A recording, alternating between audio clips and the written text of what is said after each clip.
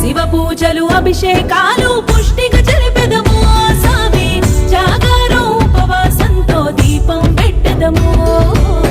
శివ పూజలు అభిషేకాలు